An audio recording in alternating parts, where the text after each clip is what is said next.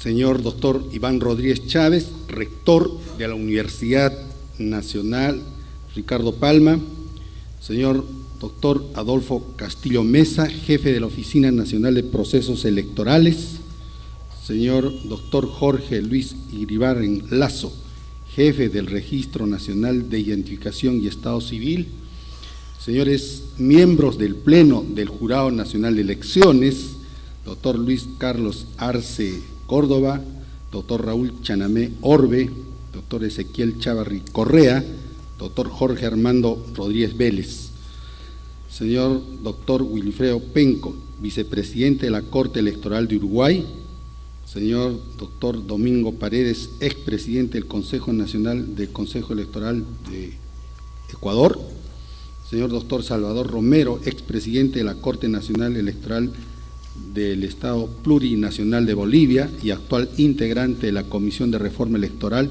y Política de Colombia, señor doctor Juan Fernando Londoño, ex viceministro del Interior de Colombia, señor Leandro Querido, director ejecutivo de Transparencia Electoral de Argentina, señores congresistas de la República, señores miembros del cuerpo diplomático, señor Jorge Muñoz Wells, alcalde de Miraflores, señores integrantes de los organismos internacionales, señora Lucelia Zapata, viceministro de la Mujer, señor Percy Medina Macías, jefe de la misión en el Perú de Idea Internacional,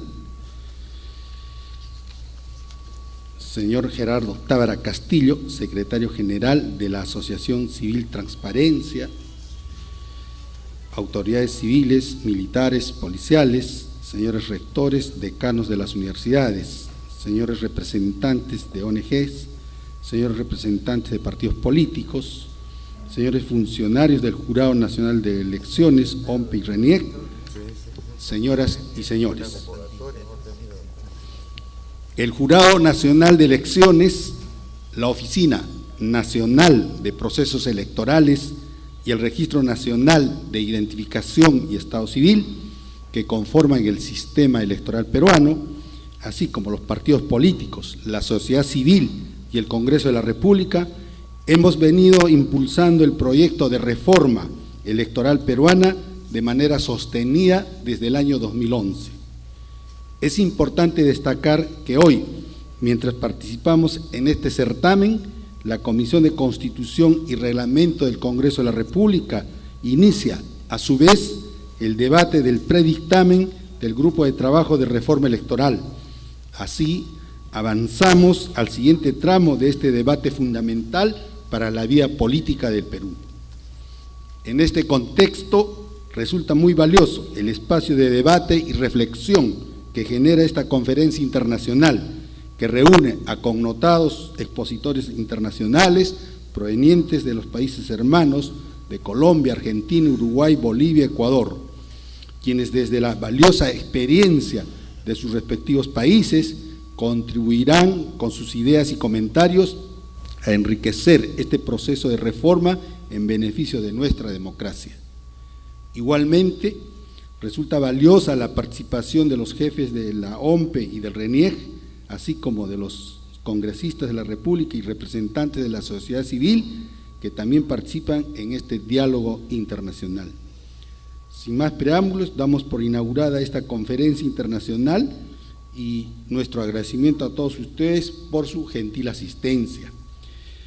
El tema que nos convoca el día de hoy sobre reforma electoral, una reforma que viene impulsando el Jurado Nacional de Elecciones y los entes electorales mencionados.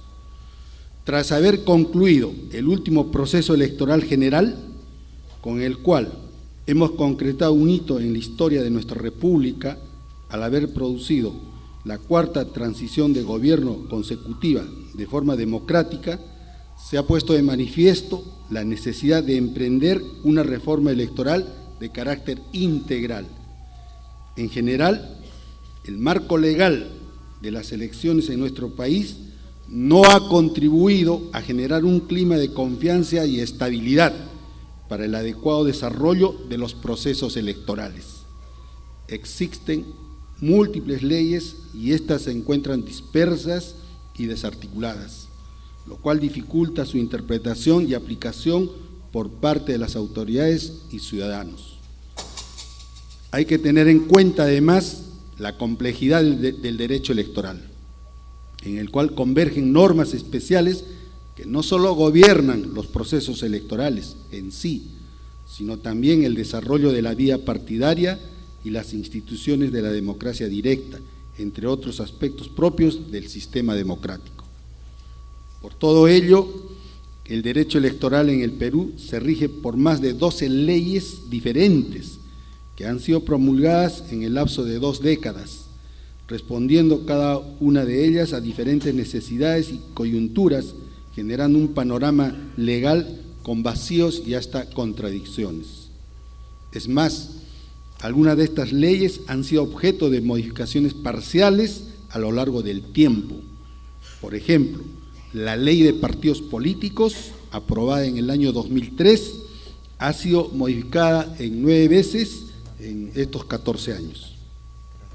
Todo ello dificulta la aplicación del marco normativo electoral, no solo para los organismos electorales, sino también por parte de las organizaciones políticas, abogados, estudiantes de derecho, politólogos, asesores políticos, periodistas y ciudadanía en general. Por ello, al hablar de reforma electoral, insistimos en referirnos a una reforma electoral integral. Recordemos que esta iniciativa de reforma comenzó en el año 2011 con la presentación al Congreso de la República de la propuesta de Código Electoral y Código Procesal Electoral por parte del Jurado Nacional de Elecciones, que alcanzó su aprobación en la Comisión de Constitución y Reglamento en el año 2014, pero que no llegó a ser debatido en el Pleno del Congreso. Últimamente, en diciembre del 2016, presentamos al Parlamento el anteproyecto de Código Electoral, acompañado de su exposición de motivos. En estos documentos, que fueron enriquecidos y desarrollados en los últimos meses con la participación de los demás organismos electorales, de las fuerzas políticas y de la sociedad civil en su conjunto, dando como resultado el proyecto de ley de Código Electoral presentado el día 26 de abril último ante el Congreso de la República. Como pilares fundamentales de la reforma, tenemos que el reto del Código Electoral es alcanzar una reforma que considere los distintos problemas y desafíos pendientes y se sustenta en 4 pilares fundamentales. Primero, unificar y sistematizar las normas electorales a través de un código electoral. Segundo, optimizar la justicia electoral para hacerla más célere, transparente y confiable. Tercero, establecer un cronograma electoral adecuado y ordenado. Cuarto, fortalecer los partidos políticos.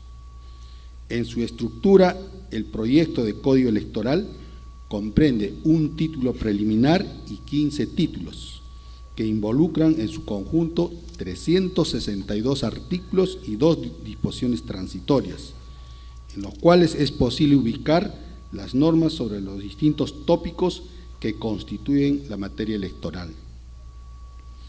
Entre estos tenemos el derecho al sufragio, las reglas a seguir por parte de las organizaciones políticas respecto a su inscripción, a sus elecciones internas, a su financiamiento, las distintas etapas de los procesos electorales y de los procesos de participación y control ciudadano, entre otros. Como parte del impulso y promoción de la reforma electoral, se llevó adelante esta campaña denominada Reforma Electoral, una gran oportunidad para que hagas tus propuestas, con el objetivo de poder recibir los aportes de la ciudadanía, las fuerzas políticas y principales actores electorales. Esta campaña se realizó con el apoyo de representantes del Colegio de Abogados de Lima, la Sociedad de Prensa Peruana, la Asociación Civil Transparencia e Idea Internacional, así como con la importante participación de los titulares de la OMPE y del RENIEC, integrantes del sistema electoral peruano. En este contexto se ha llevado a cabo durante el año foros descentralizados en Chiclayo, Tacna, Iquitos, Cajamarca y Cusco, y se han coorganizado con la Universidad Católica Santa María de Arequipa y un congreso de reforma constitucional y electoral que se llevó a cabo los días 20, 21 y 22 de abril del presente año. Asimismo, durante el año pasado, 2016, se llevaron a cabo foros en distintas ciudades como Trujillo, Piura, Chiclayo, por mencionar algunos. Como señalamos, en diciembre del 2016, con motivo de la presentación del anteproyecto de Código Electoral al Congreso de la República, son 14 los temas principales en torno a los cuales gira la reforma electoral propuesta por el Jurado Nacional de Elecciones, a saber, los principios electorales en primer lugar. 2, no modificación de normas electorales un año antes del acto electoral. 3, los jurados electorales descentralizados, tanto permanentes como transitorios. 4, incentivos para los miembros de mesa. 5, votación de ciudadanos con prisión preventiva. 6, cuotas electorales. 7, declaración jurada de vida. 8, ventanilla única de antecedentes para uso electoral. 9, conducta prohibida en la propaganda electoral, ley de dádivas. 10, democracia interna. 11, impedimentos para postular. 12, procedencia de revocatoria de autoridades. 13, circunscripción de peruanos en el extranjero. 14, financiamiento de organizaciones políticas. A continuación nos detendremos con algún detalle en las propuestas principales más relevantes. La primera propuesta en democracia interna. Como primer punto trascendental a tratar en el marco de la reforma electoral está la democracia interna de los partidos políticos, que es un mandato establecido en el artículo 35 de la Constitución, que señala que la ley establece normas orientadas a asegurar el funcionamiento democrático de los partidos políticos. No obstante, la participación de los órganos electorales en este tipo de procesos electorales internos resultaba y resulta meramente facultativa, pues su actuación dependía de la voluntad del partido y quedaba circunscrita esencialmente a labores de asesoría técnica por parte de la Oficina Nacional de Procesos Electorales. Se plantea, además, que las elecciones internas sean realizadas con la participación obligatoria de los órganos electorales en una misma fecha y de forma simultánea, precisamente debido a que la OMPE sería el organismo encargado de la organización de estas elecciones internas. Será su jefe, el señor Adolfo Castillo Mesa, quien se detendrá con más detalle en este punto en la siguiente ponencia. Segunda propuesta, el financiamiento de las organizaciones políticas. Las normas que actualmente regulan el financiamiento partidario se encuentran contenidas en el título 6º de la Ley 28094, Ley de Organizaciones Políticas. Si bien se señala que los partidos políticos reciben tanto financiamiento público como financiamiento privado, hasta el momento en el Perú solamente ha habido financiamiento privado al no haberse implementado suficientemente, adecuadamente, un financiamiento público. Recién, a partir del ejercicio presupuestal de este año y de conformidad con la tercera disposición transitoria de la Ley 30.414, se ha dado inicio a la implementación del financiamiento público directo de los partidos políticos. Esto en virtud también del Decreto Supremo 064 2017 EF de fecha 24 de marzo. De tal forma que se entregará a los partidos políticos la suma de 14.813.499 soles, monto destinado al financiamiento público directo de estos partidos. Sin embargo, cabe precisar que este monto será repartido en los próximos 5 años entre aquellos partidos con representación en el Congreso, distribuyéndose un 40% de ese monto en forma igualitaria y un 60% en forma proporcional a los votos obtenidos.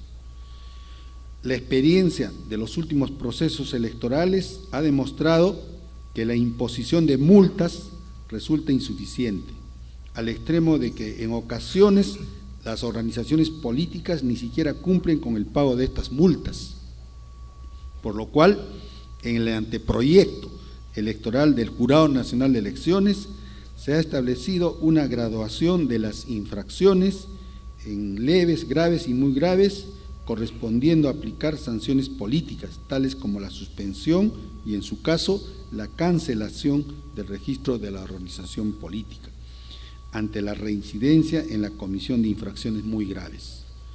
Estas sanciones serán impuestas luego del control y supervisión que realizará la OMPE, en cuyo caso la resolución de sanción es apelable y será vista en segunda instancia por el Pleno del Jurado Nacional de Elecciones.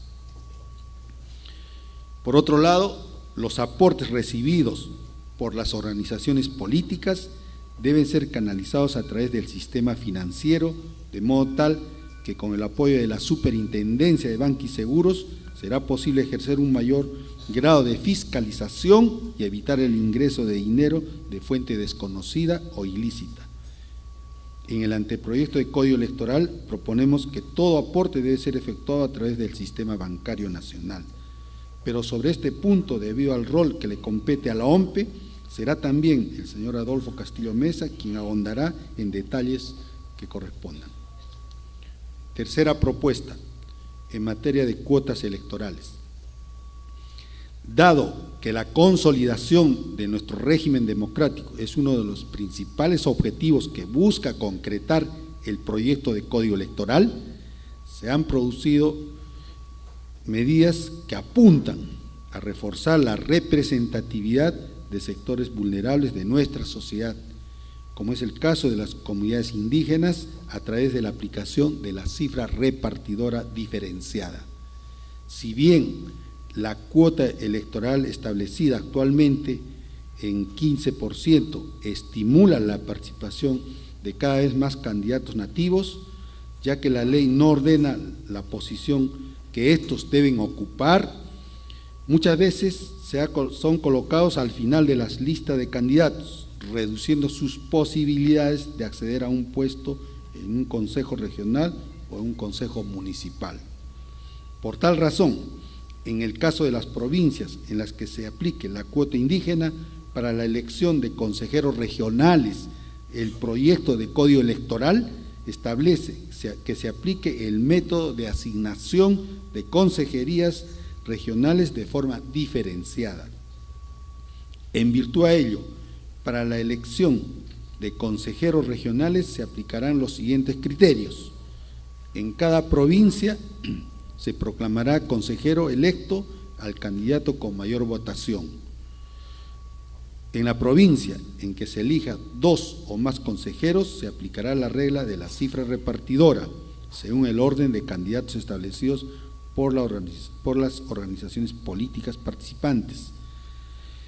En las provincias en que se elijan 2 o más consejeros y se aplique la cuota indígena, la consejería asignada al representante de la cuota solo podrá ser ocupada por uno de los candidatos indígenas, escogiendo al más votado. Si las consejerías asignadas a la cuota indígena fuesen más de una, se elegirá a los consejeros entre los candidatos indígenas aplicando la cifra repartidora. Por otro lado, es necesario precisar que en relación a la cuota de género que opera actualmente en nuestro país, la ubicación de las representantes del género femenino en las listas electorales no siempre es la más expectante, lo cual permite de forma muy restringida acceder a cargos de elección popular. En el año 1956 se llevó a cabo el primer proceso electoral con voto femenino, obteniendo como resultado 9 mujeres electas en el Poder Legislativo, siendo 8 de ellas diputadas y una senadora. Hemos incrementado de manera considerable en la propuesta la participación femenina, contando hoy con 36 mujeres parlamentarias, lo cual representa un 27.6% del total de congresistas de la República. El Jurado Nacional de Elecciones da un paso adelante importante y propone, desde el año 2011, la paridad de género en las listas de candidatos y la alternancia a fin de que se encuentren en posiciones más expectantes las o los candidatos de acuerdo al género que integran. Cuarta propuesta, no modificación de normas electorales un año antes del acto electoral. A efectos de que el cronograma electoral se desarrolle con normalidad y de que el proceso electoral en su conjunto no se vea distorsionado, no deben admitirse modificaciones a la legislación electoral en el transcurso de un proceso electoral. Tal situación de incertidumbre en torno a la habilitación de candidaturas se produjo en el marco de las elecciones generales del 2016. Tuvo su origen en la expedición de una modificación legislativa, la ya comentada Ley 30.414, que estableció un nuevo supuesto de infracción con sanción de exclusión de candidatos, cuando ya la campaña y el proceso electoral había dado su curso. En ese sentido, hemos incluido una disposición en el título preliminar del proyecto del Código Electoral, en virtud del cual queda proscrita cualquier modificación a las normas electorales un año antes del proceso electoral en el que deban aplicarse. También se prohíbe al legislador modificar las normas electorales respecto a un proceso electoral concreto que se encuentra en pleno desarrollo. En congruencia con este principio, es imprescindible realizar modificaciones a nuestro marco legislativo electoral antes de octubre del presente año, ya que a partir de esa fecha comienzan los preparativos para las elecciones regionales y municipales de octubre del 2018, y se debe evitar la realización de modificaciones legislativas que perturben el desarrollo de dicho proceso. Quinta propuesta, impedimentos para postular. El artículo 10 de la Ley Orgánica de Elecciones determina cuáles son las causales para la suspensión del ejercicio de ciudadanía. Este y otras normas específicas en el derecho electoral forman el catálogo de impedimentos para ser candidato. En general, los criterios adoptados para considerar apto a un ciudadano para ser candidato suelen estar referidos a la nacionalidad, a la edad, a la residencia, a las capacidades de goce y de ejercicio del derecho de sufragio. Sin embargo, en aras de promover la participación de candidatos idóneos para el ejercicio de la función pública, se propone considerar como inhabilitados para postular como candidatos a los siguientes ciudadanos: los que tengan sentencia firme de interdicción, los que tengan sentencia condenatoria en segunda instancia por la comisión de delito doloso con pena privativa de la libertad, sea efectiva o suspendida, los recursos ordinarios o extraordinarios o la interposición de demandas constitucionales no eliminan el impedimento. 3. Los que se encuentran inhabilitados en el ejercicio de sus derechos políticos por sentencia firme. 4. Los que se encuentren inhabilitados como consecuencia de la aplicación del artículo 100 de la Constitución. 5. Tampoco pueden ser candidatos los miembros de las Fuerzas Armadas y de la Policía Nacional en actividad. 6, los que se encuentran inscritos en el registro de deudores de reparaciones civiles por delitos en agravio del Estado, por delitos de corrupción. 7, los que se encuentren inscritos en el registro de deudores alimentarios. 8, los que se encuentren con medida de suspensión preventiva del derecho de sufragio pasivo a través de una resolución judicial firme. Si bien se restringe el derecho a la participación política al reconocer sentencias sin la calidad de cosa juzgada como impedimento, consideramos que ello se justifica en atención a que se debe garantizar la idoneidad para la función pública de las personas que se presentan como candidatos. Sexta propuesta, jurados electorales descentralizados. Por otra parte, el fortalecimiento de la justicia electoral en primera instancia es un aspecto relevante. Sobre el particular, mencionaremos que a la fecha contamos con jurados electorales especiales de carácter temporal, es decir, que se instalan algunos meses antes de las elecciones. Estos se conforman por un juez superior y un fiscal superior de la circunscripción, cuyo trabajo diario versa sobre diversas ramas del derecho, como civil, penal, laboral, familia, entre otros, pero no sobre derecho electoral. Estos jurados están conformados además por un tercer miembro, que es un ciudadano que puede desempeñarse en ocupaciones diversas. En un periodo breve, el ciudadano debe ser capacitado y pasa a ser parte de un colegiado que administra justicia electoral a través de resoluciones de gran impacto en su comunidad. Es en este contexto nuestra propuesta está orientada a acercar la justicia electoral a la ciudadanía, a aplicar el debido procedimiento a través de la instancia plural y profesionalizar y especializar a quienes imparten justicia en primera instancia para lograr jueces conocedores de la materia electoral. Se propone entonces la conformación de jurados electorales descentralizados permanentes para tiempos no electorales y transitorios para periodos electorales, que además estén integrados por jueces y fiscales superiores por un tiempo no menor a 4 años. Además de un tercer ciudadano que sea elegido entre los integrantes hábiles del Colegio de Abogados de la circunscripción en el que se instalará el jurado electoral descentralizado. Esto nos permitirá avanzar hacia una justicia electoral descentralizada que permita generar jurisprudencia homogénea y especializar a quienes administran justicia electoral. Reflexiones finales. Es necesario contar con un marco jurídico electoral idóneo para darle salud, calidad, sostenibilidad a nuestra democracia.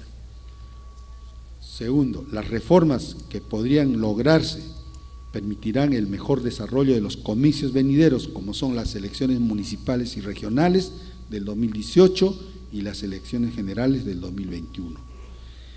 Estamos convencidos de que el clientelismo electoral, puesto de manifiesto a través de la entrega de dádivas por parte de los candidatos en el marco de un proceso electoral, es una conducta que debe ser sancionada en tanto es un elemento que debilita nuestra democracia, al distorsionar la libre manifestación de voluntad popular. Sin embargo, la sanción frente a esta infracción debe ser aplicada de acuerdo a los cánones de razonabilidad y proporcionalidad, de modo tal que no se limite indebidamente al ejercicio del derecho constitucional a la participación política, ni se genere un clima de incertidumbre respecto a la habilitación de los candidatos en una contienda electoral. Es por ello que la propuesta del Jurado Nacional de Elecciones plantea la gradualidad en la regulación de las sanciones de esta infracción, correspondiendo, en primer lugar, la imposición de una multa con la responsabilidad solidaria entre el candidato y la organización política, y en última instancia, la exclusión del candidato por la vía judicial al haberse incurrido en el delito de inducción al voto prevista en el artículo 356 del Código Penal. Cuarto, exhortamos entonces al Congreso de la República a tomar puntual consideración la propuesta del Jurado Nacional de Elecciones, atendiendo además la extrema dificultad operativa de aplicar de forma inmediata la sanción de exclusión de un candidato por parte de los organismos electorales en un proceso como las elecciones regionales y municipales, en el cual hay más de 100.000 candidatos.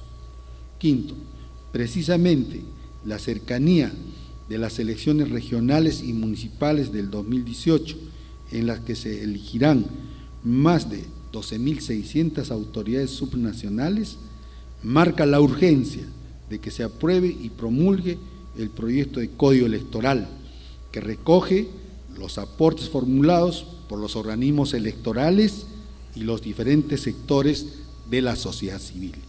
Muy agradecido.